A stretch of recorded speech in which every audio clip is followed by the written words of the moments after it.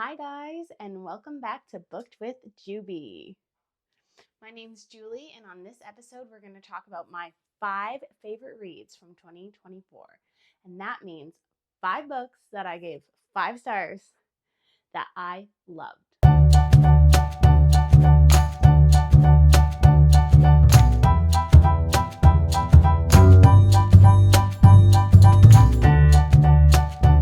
Video, I'm going to tell you about 5 books that I absolutely loved in 2024, and I gave 5 stars to each of these books.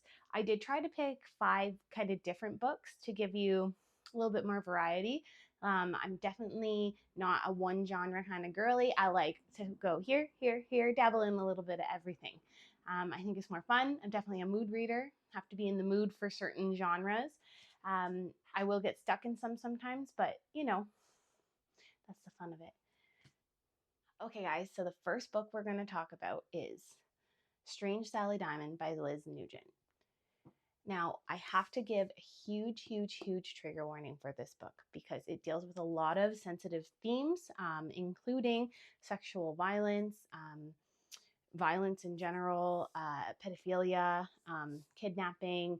It's very sensitive matter, content matter, and so just know that before you're going into this book, if that's something you can't handle, this is not the book for you. However, that being said, when I tell you I think about this book at least once a week, if not more, since I've read it, it's really stuck with me just because how powerful the writing is and the story and the character. Like, you are just rooting for her the whole time. And this book, okay, let's just get into it. This will be easier that way. So the best way to describe this book is basically it's dark and compelling. It's twisted, and it follows the story of strange Sally Diamond. So Sally Diamond, and it starts off with her incinerating her father. That's how it starts. So you start this book and you're like, what the heck? And basically she goes from this reclusive, kind of odd girl and is now thrust into the spotlight because of what she did. And she didn't even know it was wrong because her father literally told her, hey, take me out with the garbage when it's my time to go. And they would burn their garbage. So that's what she literally did. So it follows the story of her being thrust into the spotlight, and now she's on her own. She's learning about her wild and crazy and dangerous past, and she starts receiving these letters from an unwanted solicitor, and she's researching her past, and she's now developing into her own person because she's actually in her 40s. So at this point, like, she should have more skills, but her dad really kind of kept her reclusive on this farm all by herself for so many years that, trying to protect her, but it really held her back.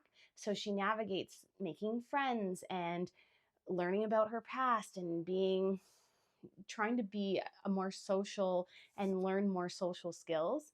Um, when I tell you I couldn't put this down, could not put it down. Now the ending, I'm gonna be honest with you, I was annoyed at first, and so I only gave it 4 stars because I was mad. But then I thought on it for a day, and I was like, nope, that was the right way to end the book. And I'm not going to say any more than that because I don't want to spoil it. But really, like, I had to sit and think about it afterwards. And truly a great, weird read. Could not put this one down. Okay, so next book we're going to talk about, or books, I guess, is the Housemaid series by Freida McFadden. Now, I know this is The Housemaid's Secret. This is actually book number 2. I actually gave my mom my copy of The Housemaid, so she's currently reading it right now. So I didn't want to steal it from her because she's really enjoying it. Anyway, so this was actually my first experience with Freida McFadden. She's blown up on TikTok, Instagram, the book world, and I think rightfully so. If you are an admin thriller reader, I can see why she might not do it for you because hers are very like fast-paced, quick, fun. And I know that fun's a weird word for thriller, but they are fun reads. And if some people that like really like thrillers, that's not their cup of tea, and that's okay. But if you're like me and I love a page turner like this one, it's short chapters, which one love in a thriller because you just keep going, keep going, keep going. It'll be like 3 hours later, you're like, oh wow, I should go to bed. So I do love that about her books. But what I liked about this book is um, really good plot twist, really easy, fun reading. It's not so complex. Like it was a good palate cleanser, to be honest with you, which sounds crazy because of the thriller, but still. Basically, it follows the story of Millie, who has recently been released from jail, and she's lost her apartment and she's lost her job, and so she's living out of her car. And she gets hired by this really wealthy woman, Nina, and as a in-house maid. So she now has a place to live. She got a job. Seems great. She, cares for the little daughter a little bit. She does a great job cleaning, but then things take a turn when Nina all of a sudden has all these mysterious mental breakdowns, and she's acting a little crazy or loony and just weird and behaving weird. And so Millie has to navigate that. And I don't want to say too much more because otherwise it'll ruin the book, but really fast pace and great read. And I did give it a 5 star. I've read a couple more Fridas since then, and like, they kind of follow the same trajectory. Like they're, again, fast, quick, easy, fun thrillers. So what's wrong with that? I see nothing wrong with that. All right. So the next book we're going to talk about is The Nightingale by Kristin Hannah. And I know a lot of people give this a 5 star, and it's well deserved. It's a historical fiction book. So before you put your nose up about it, just give it a try. Historical fiction can be really, really good if done correctly. So far, I've really enjoyed all of Kristin Hannah's books. My first real experience with historical fiction is with Kate Morton. So if you haven't read any of her books, they are outstanding. Also 5 star reads. She writes historical fiction very well. So does Kristin Hannah. So highly recommend Kate Morton books. My mom actually got me into Kate Morton, so that was my first experience with historical fiction. And I at first was like, oh, I don't know. I did put my nose up, but no, total fan now. Like seriously, 5 stars, usually every single one.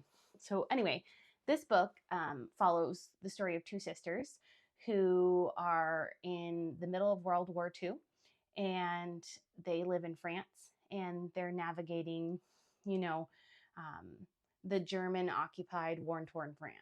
And they have two very different stories because they've been separated, and they have a bunch of family trauma and drama. And basically, it's like about both of them coming together, and how both of them were heroes in their own way. Really, when I say you need the tissues, you will need the tissues, because this book, oh my gosh, like if you don't cry, I don't know. Like, I don't know if I'm just a big baby, but this book, like sobbing, sobbing. So don't sleep on historical fiction. Give this one a try. It's popular for a reason. And I would say this is a good introduction to historical fiction, really. Okay, the next book we are going to talk about is Verity by Colleen Hoover. And as you can see, I don't have the book anymore. And that's because I gave it to a friend who gave it to a friend who's given it to a friend. And I don't know where she's going to end up, but I hope tons of people read her and enjoy her like I did. So definitely a 5 star read for me. Colleen Hoover is mostly known for more, I guess you would classify it as romance novels. Um, and I've listened to a lot of them. I like a lot of them. Are they all 5 stars? No, but I enjoy them a lot. This is her first stab at a thriller book, and let me tell you, she nailed it. And I hope she does another thriller, because this book was so twisted and weird and so good. And the hype, I think it was hyped appropriately. So let's get into it. So basically, it follows Lowen Ashley, who's an aspiring writer. She's had a little bit of success, but her career's kind of plateaued a little bit, and she gets hired by this guy named Jeremy Crawford, who is married to a very famous author named Verity Crawford. And Verity is this amazing author who has written these really intense, crazy, twisted books, and she's very famous and well known in the book community. But she got into this horrible accident that has left her basically a vegetable. And Jeremy hires Lowen to come and finish Verity's last novel so that the work can continue and be done for all the fans. And so she agrees, and she goes to their house and starts to go through all of Verity's things. Now keep in mind, Verity is upstairs in the room listening. I don't know. She knows that this is happening, but she's a vegetable. She doesn't talk. She doesn't do much. She has round the clock care. And Lowen finds herself in a very peculiar situation in where she's, trying to finish this novel, but she starts unraveling all these things. And it takes some really crazy, twisted, weird turns that I'm going to not share too much about because I don't want to spoil it for you, but highly, highly recommend this book. I couldn't put it down. I think I finished it in like a day and a bit. Like, it was so, so good. So don't skip this one. Highly recommend. Okay, and the last book we're going to talk about is Beach Read by Emily Henry. And as you can see, I also don't have this book because, again, I lent it to a friend, and I hope they are enjoying it as much as I did. So Beach Read by Emily Henry, definitely a 5-star for me. This obviously is a contemporary romance. Now, are contemporary romances, are these type of books the most thought-provoking, like most intellectual thing you'll ever read? No. Are they fun? Yes. Are they good? Yes. Do they make you happy? Yes. Does it warrant a 5-star? Heck yes. So don't be sleeping on these contemporary romances. I think our little friend Frankie has joined us. I think he's wanting some mommy time. Okay, here, we'll just add you to the video real quick. Say hi to everybody. Okay, there's Frank. This is my main man and my husband, but I don't know. Have you seen his face? Too cute. Anyway, so let's finish back to Beach Read. So it follows January, who is an aspiring romance novel writer, and she ends up getting this house that her dad had left to her. And she moves in, and her next door neighbor happens to be her like arch nemesis from college, Augustus. And he's a really brilliant writer, and he's really had more success than she has. And basically, the two of them challenge each other to write the other genre. And, there's lots of banter, bickering. So it's kind of enemies to lovers type of situation, which one of my favorite tropes. And the banter is just so good between them. And the chemistry.